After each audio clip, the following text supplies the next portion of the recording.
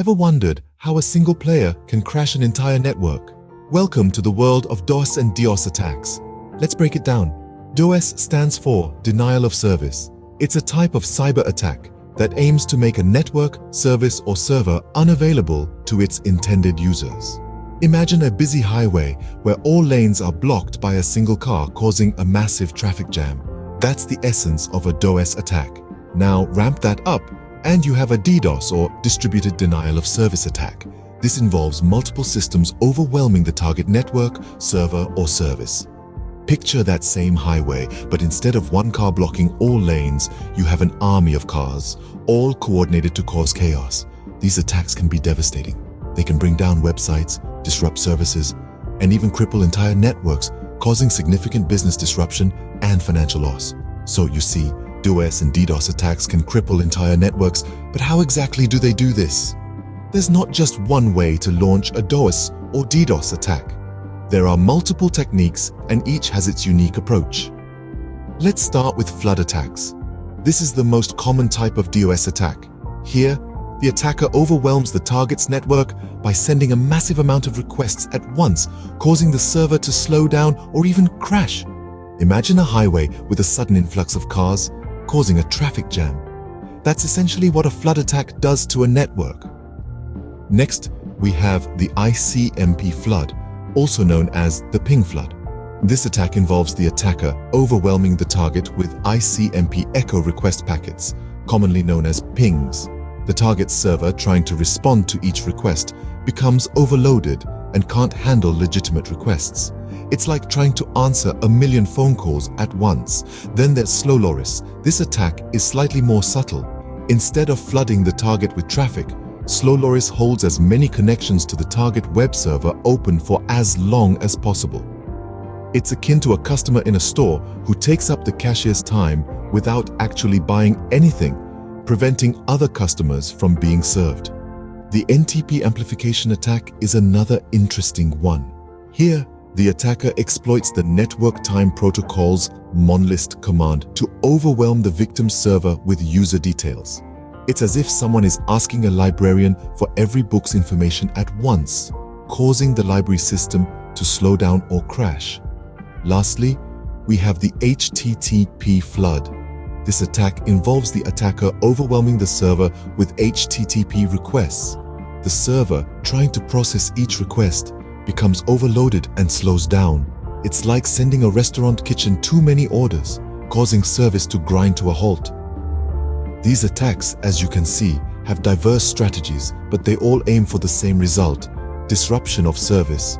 Now that we have an overview of the types of attacks, let's explore how they work in more detail.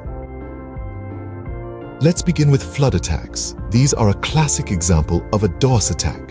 They function by simply overwhelming a network with an excessive amount of traffic. Imagine a highway packed with cars, causing a massive traffic jam. That's what a network under a flood attack looks like, jammed with data, thereby preventing legitimate traffic from getting through. Next, we have the ICMP flood. This attack abuses network devices by sending spoofed packets. ICMP, or Internet Control Message Protocol, is used by network devices to send error messages. In an ICMP flood, the attacker sends a large number of ICMP echo requests, or ping packets, usually from a spoofed IP address, to the victim's network. This causes the network devices to become overwhelmed, responding to the bogus requests and thus slowing down or even crashing. Then there's slow loris.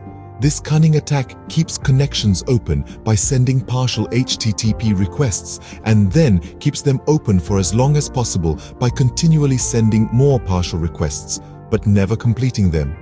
This leads to a saturation of maximum concurrent connections, and eventually, legitimate requests cannot be serviced. The NTP amplification attack exploits vulnerabilities in network time protocol servers. In this attack, the perpetrator sends a forged request to an NTP server with the return address set to the victim's IP. The server, thinking it's responding to a legitimate request, sends a much larger amount of data to the victim's server, thereby flooding it. Lastly, we have HTTP flood attacks. These attacks overwhelm a server with HTTP requests. It's like having a crowd of people continually ask you questions, not giving you a chance to catch your breath or do anything else. The server, under such an attack, is unable to process legitimate requests. By understanding these techniques, we can better prepare and protect our networks against DoS attacks. From crippling servers to exploiting network vulnerabilities, DoS attacks are a significant threat. But what did we learn today? Let's circle back to the start.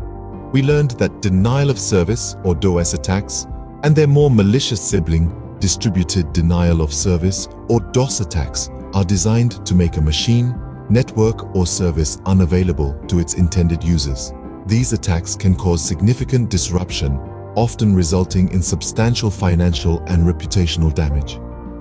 We took a deep dive into the various types of these attacks, each with their unique characteristics and effects.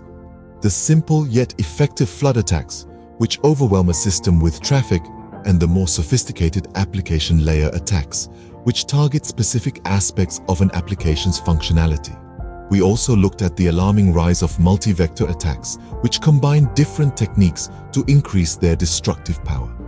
In our exploration of DoS attack techniques, we saw how attackers use methods such as TCP/IP fragmentation, ICMP floods, and botnets to execute their malicious plans. These techniques are not just theoretical, they are being used in the real world, causing havoc in systems across the globe. We also emphasized the importance of understanding these attacks. This knowledge is crucial in shaping our defense strategies. By knowing how these attacks work, we can anticipate potential vulnerabilities and take measures to protect our systems. This is not just about reacting to attacks, it's about proactively strengthening our defenses. In the complex and ever-evolving world of cybersecurity, staying abreast of the latest developments is key. As new attack techniques emerge, so too must our defenses evolve. The fight against DoS/DDoS attacks is not a one-time battle. It's an ongoing war, requiring continuous vigilance and adaptation. Remember, knowledge is power. The more we understand about these attack techniques, the better we can defend against them. Stay safe, stay informed,